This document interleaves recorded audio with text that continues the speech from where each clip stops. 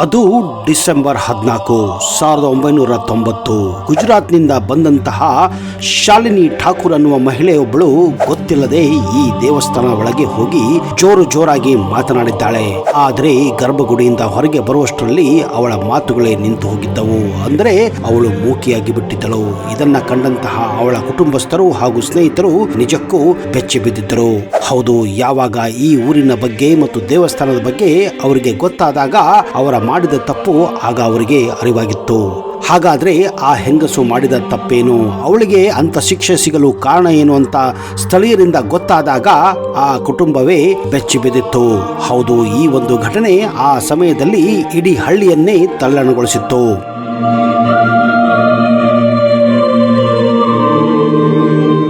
ಹೌದು ಸ್ನೇಹಿತರೆ, ಯಾವುದೋ ಹಳ್ಳಿಗೆ ಹೋದ್ರೂ ಅಲ್ಲೊಂದು ಗದ್ದಲ ಸದ್ದು ಇದ್ದೇ ಇರುತ್ತದೆ.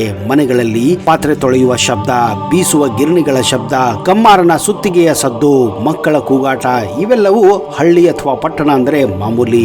ಆದ್ರೆ ಈ ಊರಿನಲ್ಲಿ ನೀವು ಸದ್ದು ಮಾಡಿದರೆ ಅದು ಅಪಾಯ ಅಂತಾನೆ ಹೇಳಲಾಗುತ್ತದೆ. ಆ ಒಂದು ಗ್ರಾಮದಲ್ಲಿ ಮೌನವೇ ಆಳ್ವಿಕೆಯನ್ನ ಮಾಡುತ್ತಿದೆ. ಅಲ್ಲಿನ ಜನರ ಬಾಯಲ್ಲೂ ಮೌನ, ಕರಕುಶಲ ಕಾರ್ಮಿಕರ ಕೈಯಲ್ಲೂ ಮೌನ, ಎಲ್ಲಿ ನೋಡಿದರೂ ಮೌನ ಮೌನ ಮೌನ ಅಂದ್ರೆ ಫುಲ್ ಸೈಲೆಂಟ್. ಈ ಅಚ್ಚರಿಯಾದ ಮೌನಕ್ಕೆ ಕಾರಣ ಅಲ್ಲಿರುವ ಒಂದು ದೇವಸ್ಥಾನ. ಅಂದ್ರೆ ನೀವು ನಂಬುತ್ತೀರಾ?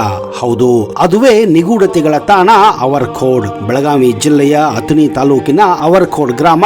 ಅಲ್ಲಿರುವ ಉದ್ಭವ ಮೂರ್ತಿ ಹನುಮ ದೇಗುಲ ಇದಕ್ಕೆ ಕಾರಣವಾಗಿದೆ.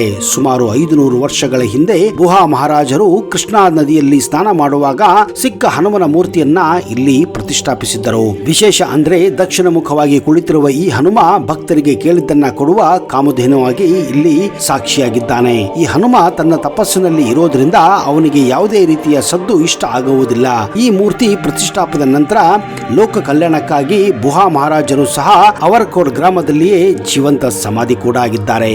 ಸದ್ಯ ಈ ದೇವಸ್ಥಾನ ಸಂದೀಪ್ ಸಂಗೋರಾಮ್ಜಿ ಎನ್ನುವರ ಗದ್ದೆಯಲ್ಲಿದ್ದು ಅವರೇ ಈ ದೇವಸ್ಥಾನದ ಉಸ್ತುವಾರಿಯನ್ನು ಕಂಡ ನೋಡಿಕೊಂಡು ಬರುತ್ತಿದ್ದಾರೆ.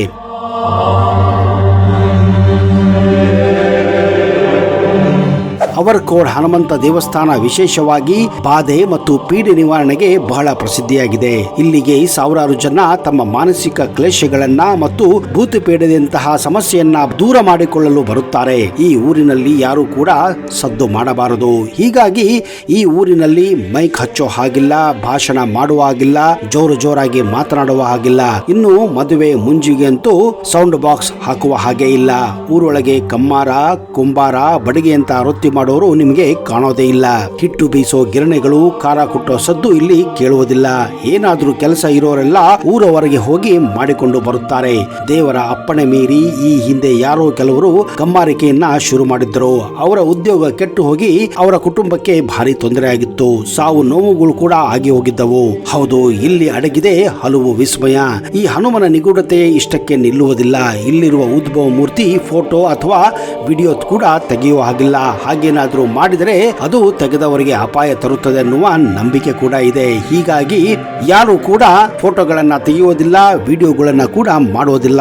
ಏನೇ ಇದ್ದರೂ ದೇವಸ್ಥಾನದ ಹೊರಗೆ ನಿಂತು ದೇವಸ್ಥಾನದ ಫೋಟೋಗಳನ್ನ, ವಿಡಿಯೋಗಳನ್ನ ಕೂಡ ಮಾಡಬಹುದಾಗಿದೆ. ಯಾಕಂದ್ರೆ ತಪಸ್ಸಿಗೆ ಕುಳಿತಂತಹ ಹನುಮನ ಕಣ್ಣಿಗೆ ಕ್ಯಾಮೆರಾ ಫ್ಲಾಶ್ ತಾಗಿದ್ರೆ ಆತ ಶಾಪ ಕೊಡುತ್ತಾನೆ ಅನ್ನುವ ನಂಬಿಕೆ ಇಲ್ಲಿನ ಸ್ಥಳೀಯರಲ್ಲಿದೆ ಹಾಗೂ ಭಕ್ತರಲ್ಲಿ ಇದೆ. ಹೀಗಾಗಿ ಭಕ್ತರು ಹನುಮನ ನಿಜ ಮೂರ್ತಿಯ ಫೋಟೋ ತೆಗೆಯುವುದಿಲ್ಲ, ಬದಲಾಗಿ ದೇವಸ್ಥಾನದ ಆವರಣದ ಫೋಟೋವನ್ನು ಮಾತ್ರ ತೆಗೆದುಕೊಂಡು ಹೋಗುತ್ತಾರೆ.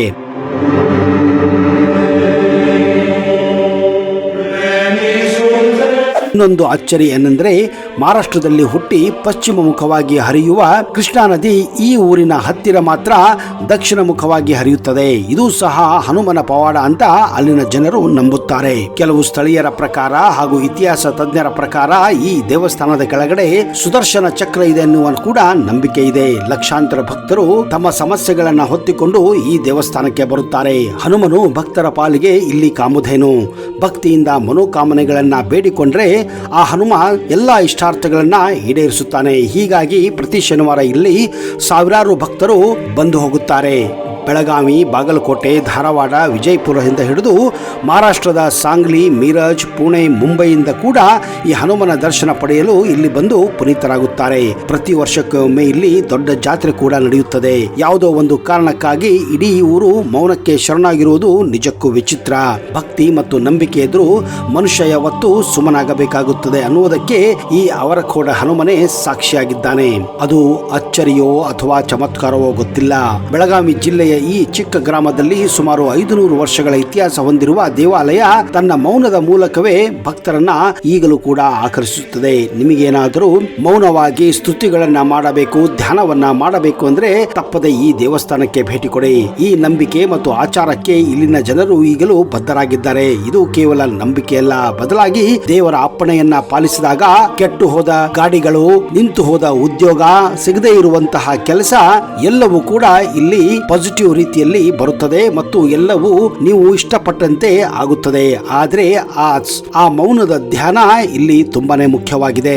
ಮಾಹಿತಿಯ ಪ್ರಕಾರ ಈ ದೇವಸ್ಥಾನಕ್ಕೆ ಹಲವಾರು ಜನ ಭೂತ ಪೀಡಿತರಾದಂತಹ ವ್ಯಕ್ತಿಗಳನ್ನ ಇಲ್ಲಿ ಭೂತಗಳನ್ನ ಬಿಡಿಸಲು ಕೂಡ ಬರುತ್ತಾರೆ. ಈ ದೇವಸ್ಥಾನಕ್ಕೆ ಅಂದ್ರೆ ಹನುಮನನ್ನ ನಡೆದುಕೊಂಡರೆ ಭೂತ ದೆವ್ವಗಳೆಲ್ಲವೂ ಮಾಯವಾಗುತ್ತದೆ. ಹೀಗಾಗಿ ಕೆಲವರು ಆಂಜನೇಯನನ್ನ ಇಲ್ಲಿ ಭೂತ ಬಿಡಿಸುವ ಹನುಮಂತನೇ ಅಂತ ಕರೆಯುತ್ತಾರೆ.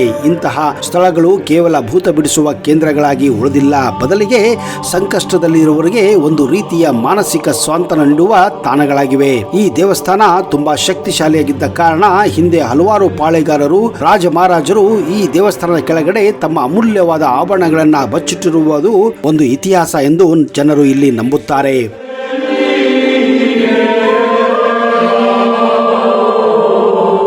ಪ್ರತಿ ಶನಿವಾರ ಆಂಜನೇಯನ ದಿನ. ಹೀಗಾಗಿ ಈ ದಿವಸದಂದು ಅವುಗಳು ಎಲ್ಲಿರುತ್ತವೋ ಗೊತ್ತಿಲ್ಲ, 10 ಕೋತಿಗಳು ಈ ದೇವಸ್ಥಾನಕ್ಕೆ ಬಂದೇ ಬರುತ್ತವೆ ಮತ್ತು ಆಂಜನೇಯನ ದರ್ಶನ ಪಡೆಯಲು ಭಕ್ತರ ಸಾಲಿನಲ್ಲಿ ನಿಲ್ಲುತ್ತವೆ ಅನ್ನುವ ಮಾಹಿತಿ ಕೂಡ ಇದೆ. ಅಷ್ಟೇ ಅಲ್ಲದೆ ಇಲ್ಲಿ ಬರುವಂತಹ ಭಕ್ತಾದಿಗಳಿಂದ ಪ್ರಸಾದವನ್ನ ಸೇವಿಸಿ ಆಶೀರ್ವಾದವನ್ನ ಕೂಡ ಕೊಡುತ್ತವೆ ಅನ್ನುವ ನಂಬಿಕೆ ಇದೆ. ಈ ಹನುಮಂತನಿಗೆ ಇದೇ ವಿಶೇಷವಾದಂತಹ ಶಕ್ತಿಯಾಗಿದೆ. ಕೇಳಿದ್ದು ನೀಡುವ ಈ ಹನುಮ ಈ ಜಾಗೃತ ಸ್ಥಾನದಲ್ಲಿ ತಪಸ್ಸಿಗೆ ಕುಳಿತಿದ್ದಾನೆ ಎನ್ನುವ ಭಕ್ತರ ಒಂದು ಅಚಲ ವಿಶ್ವಾಸ ಕೂಡ ಇದೆ. ಹೀಗಾಗಿ ಈ ಊರು ಒಂದು ರೀತಿಯಲ್ಲಿ ಮೌನಕ್ಕೆ ಶರಣಾಗಿದೆ.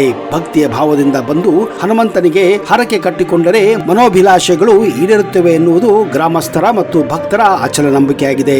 2001ನೇ ಇಸ್ವಿಯಲ್ಲಿ ಒಂದು ವಿಚಿತ್ರ ಘಟನೆ ಇಲ್ಲಿ ನಡೆದು ಹೋಗಿತ್ತು. ಅಥಣಿ ತಾಲೂಕಿನ ಒಂದು ಕುಟುಂಬಕ್ಕೆ ಸೇರಿದ ಮಗುವನ್ನ ಬೆಳಗಾವಿಯ ಆಸ್ಪತ್ರೆಯಲ್ಲಿ ಸತ್ತಿತ್ತೆಂದು ಘೋಷಣೆ ಮಾಡಲಾಗಿತ್ತು. ಆದರೆ ಆ ಮಗುವನ್ನ ಮನೆಗೆ ವಾಪಸ್ಸು ಕರೆದುಕೊಂಡು ಹೋಗುವಾಗ ದೇವಸ್ಥಾನದ ಬಳಿ ಹಾದು ಹೋಗುವಾಗ ಆಂಬ್ಯುಲೆನ್ಸ್ ಕೆಟ್ಟು ಹೋಗಿತ್ತು. ಆಂಬ್ಯುಲೆನ್ಸ್ ರಿಪೇರಿ ಮಾಡಿ ಇನ್ನೇನು ಹೊರಡುವ ಸಮಯದಲ್ಲಿ ಇದ್ದಕ್ಕಿದ್ದ ಹಾಗೆ ಮಗು ಜೋರಾಗಿ ಅಳಲು ಆರಂಭಿಸಿತ್ತು. ಇದನ್ನ ಕಂಡಂತಹ ಕುಟುಂಬಸ್ಥರು ಮತ್ತು ಸಂಬಂಧಿಕರು ಬೆಚ್ಚಿ ಬಿದ್ದಿದ್ದರು.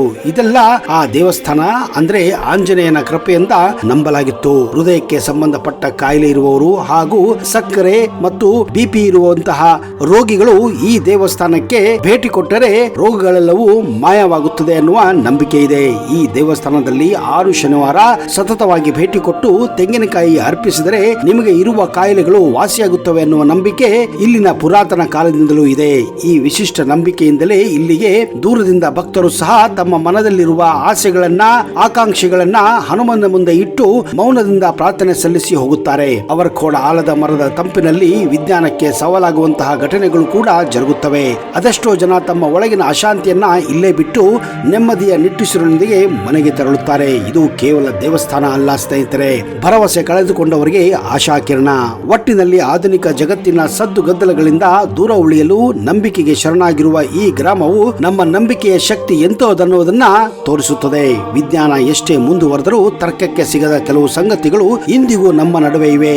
ಯಾವುದು ಜಗತ್ತು ಮನೋವ್ಯಾಧಿ ಅನ್ನುತ್ತದೆಯೋ ಅದಕ್ಕೆ ಇಲ್ಲಿ ದೈವಿಕ ಶಕ್ತಿಯ ಚಿಕಿತ್ಸೆ ಕೂಡ ಸಿಗುತ್ತದೆ.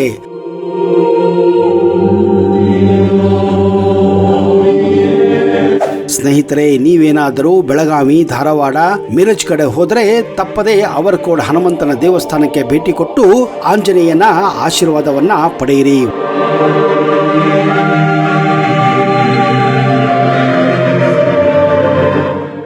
ವೀಕ್ಷಕರೇ, ನಿಮ್ಮಲ್ಲಿ ಯಾರಿಗಾದರೂ ಸಂತಾನ ಸಮಸ್ಯೆ, ವಿವಾಹ ಸಮಸ್ಯೆ ಇದ್ದರೆ ಈ ಪಂಡಿತರನ್ನ ಈಗಲೇ ಸಂಪರ್ಕಿಸಿ. ಪಂಡಿತ್ ವೈದ್ಯ ಮೋಡಿ ರಾಮಜ್ಜ, ಶ್ರೀ ಆಂಜನೇಯ ಸ್ವಾಮಿಯ ಆರಾಧಕರು, Indian famous astrologer. Get 100% solution to all your problems. Shri Pratyangira ದೇವಿಯನ್ನ ವಶಪಡಿಸಿಕೊಂಡಿರುವ ಏಕೈಕ ಜ್ಯೋತಿಷ್ಯರು. ಫೋನಿನ ಮೂಲಕ ನೇರ ಪರಿಹಾರದಲ್ಲಿ ಓಪನ್ ಚಾಲೆಂಜ್. ಆಂಜನೇಯ ಸ್ವಾಮಿಯ ಅನುಗ್ರಹದಿಂದ ವಿಶೇಷ ಪರಿಹಾರ ತಿಳಿಸುತ್ತಾರೆ. ನಿಮ್ಮ ಒಂದು ಕರೆ ನಿಮ್ಮ ಭವಿಷ್ಯವನ್ನೇ ಬದಲಾಯಿಸಬಲ್ಲದು. ಇವರ ದೂರವಾಣಿ ಸಂಖ್ಯೆ 9008220252.